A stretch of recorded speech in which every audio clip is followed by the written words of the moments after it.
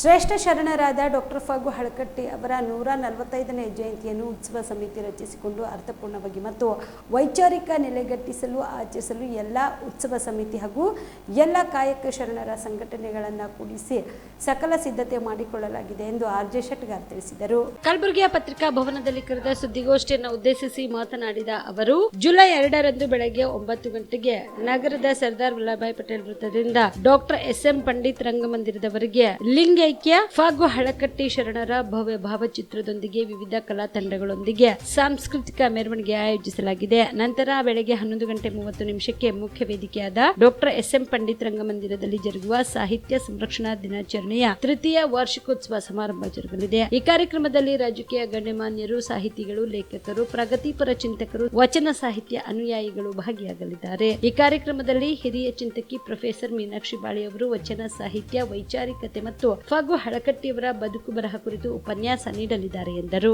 ಅವರ ಜನನ 2 ಜುಲೈ 1880 ಅಂದರೆ ಈಗ 142ನೇ ಜಯಂತಿಯನ್ನು ಈ ಬರ್ತಕ್ಕಂಥ 2ನೇ ಜುಲೈ ಏನಪ್ಪ ಅಂದರೆ ಇವತ್ತು ಆಚರಣೆ ಮಾಡ್ತಾ ಇದೆ.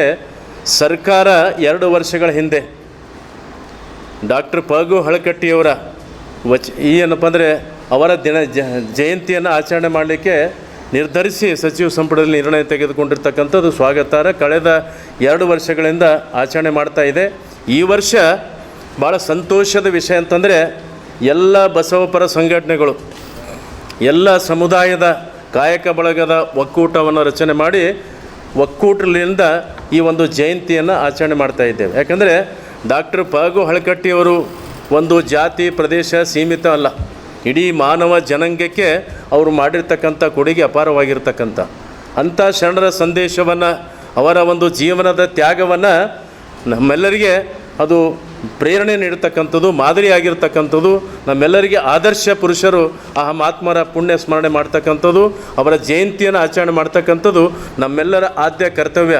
ಆ ನಿಟ್ಟಿನಲ್ಲಿ ಇವತ್ತು 2ನೇ ಜುಲೈ ಏನಪ್ಪ ಅಂದರೆ ಕರ್ನಾಟಕ ಸರ್ಕಾರ ಮತ್ತು ಜಿಲ್ಲಾ ಕನ್ನಡ ಸಾಹಿತ್ಯ ಸಂಸ್ಕೃತಿ ಕನ್ನಡ ಮತ್ತು ಸಂಸ್ಕೃತಿ ಇಲಾಖೆಯಿಂದ ಆಚರಣೆ ಮಾಡೋದ್ರ ಜೊತೆಗೆ ನಾವೆಲ್ಲ ಏನಪ್ಪ ಅಂದರೆ ಸಂಘಟನೆ ಮಾಡಿ ಈ ಒಂದು ಐತಿಹಾಸಿಕವಾಗಿರ್ತಕ್ಕಂಥ ಅವರ ಜನ್ಮ ದಿನಾಚರಣೆಯನ್ನು ಆಚರಣೆ ಮಾಡ್ತಕ್ಕಂಥದ್ದು ಭಾಳ ಸಂತೋಷ, ಹೆಮ್ಮೆ ಅನ್ನಿಸ್ತಾ ಇದೆ.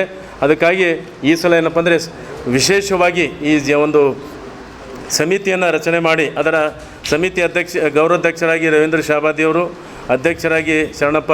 ನಮಸ್ತೆ, ನನ್ನ ಹೆಸರು ಶಿವಕುಮಾರ್ ಅಂತ, ಎಕ್ಸೆಲ್ ಅಕಾಡೆಮಿ ವೈಸ್ ಪ್ರೆಸಿಡೆಂಟು. ನಮ್ಮ ಕಂಪ್ನಿ ಎಕ್ಸೆಲ್ ಅಕಾಡೆಮಿಕ್ಸು 15 ವರ್ಷದಿಂದ ರನ್ ಮಾಡ್ತಾ ಇದ್ವಿ. ನೀಟ್ ಮತ್ತು CET ಕೋಚಿಂಗ್ ಕೊಡ್ತಾ ಇದ್ವಿ. ನಮ್ಮಲ್ಲಿ ಈಗ ಕ್ರಾಶ್ ಕೋರ್ಸ್ ಅಂತ ನಾವು ಕೊಡ್ತಾ ಇದ್ವಿ. ಈ ಕ್ರಾಶ್ ಕೋರ್ಸ್ ಒಂದು ಅಲ್ಪಾವಧಿ ಕೋರ್ಸ್, ಇದು ಶಾರ್ಟ್ ಟರ್ಮ್ ಕೋರ್ಸ್ ಅಂತ ಕರಿತೀವಿ. ಈ ಕೋರ್ಸು 30ರಿಂದ 45 ದಿನ ಇರುತ್ತೆ ಸರ್. ಈ ಕ್ರಾಶ್ ಕೋರ್ಸ್ ಬಂದು ಸೆಕೆಂಡ್ PUC ಕಂಪ್ಲೀಟ್ ಆಗಿರೋ ಮಕ್ಕಳಿಗೆ ಮತ್ತು ಸೆಕೆಂಡ್ PUC ಇವಾಗ ಓದ್ತಾ ಇರೋ ಮಕ್ಕಳಿಗೆ ಇದು ಯೂಸ್ಫುಲ್ ಆಗುತ್ತೆ. ಈ crash course NEET crash course ಅಂತ ಕೊಡ್ತೀವಿ ಮತ್ತು CET ಕ್ರಾಶ್ ಕೋರ್ಸ್ ಅಂತ ಕೊಡ್ತೀವಿ. ನೀಟಿಗೆ 45 ಡೇಸ್ ಇರುತ್ತೆ, CETಗೆ 30 ಡೇಸ್ ಇರುತ್ತೆ ಸರ್. ನಮ್ಮ ಎಕ್ಸೆಲ್ ಅಕಾಡೆಮಿಕ್ಸು 15 ಇಯರ್ಸಿಂದ ನಾವು ರನ್ ಮಾಡ್ತಾ ಇದ್ವಿ. 15 ಇಯರ್ಸಲ್ಲಿ ನಂಬರ್ 1 ಫ್ಯಾಕಲ್ಟೀಸಿಂದ ನಾವು ಟೀಚ್ ಮಾಡ್ತಾ ಬರ್ತಾ ಇದ್ದೀವಿ. ಅದರಿಂದ ಸಾವಿರಾರು ಮೆಡಿಕಲ್ ಸೀಟ್ ಸಿಕ್ಕಿದೆ, ಸಾವಿರಾರು ಇಂಜಿನಿಯರಿಂಗ್ ಸೀಟ್ ಸಿಕ್ಕಿದೆ. ಸೊ ಅದಕ್ಕೆ ನಮ್ಮ ಕಡೆಯಿಂದ ಸಕ್ಸಸ್ ರೇಟ್ ಚೆನ್ನಾಗಿರೋದ್ರಿಂದ ನೀವು ಇಲ್ಲಿ ಬಂದರೆ ಖಂಡಿತ ಸಕ್ಸಸ್ ಆಗ್ತೀರಾ ಅಂತ ನಾನು ಭರವಸೆ ಕೊಡ್ಬೋದು. Excel Academy Yelahanka new town, Seshadripuram college road, Bengaluru.